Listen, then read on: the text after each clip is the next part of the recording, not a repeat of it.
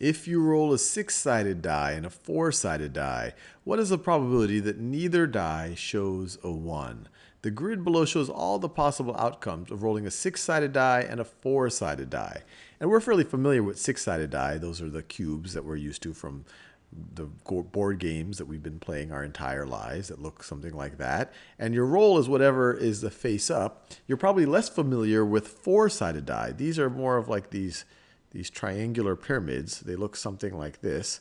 So it has 1, 2, 3, and then the one side on the bottom. And here your roll is actually the side that is facing the bottom.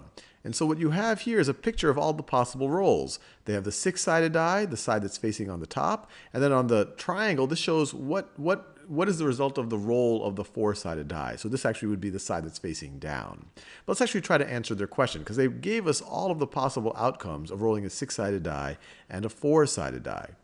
So we want to know, what is the probability that neither die shows a 1?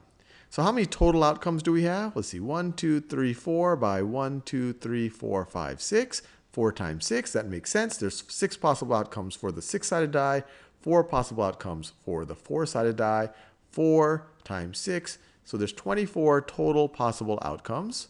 And then how many of the outcomes meet our constraint? That neither die shows a 1. So this one, so anything in this row isn't going to meet our constraint because these have a 1 on the 4-sided die, and nothing in this column is going to meet our constraint because these have a 1 on the 6-sided die.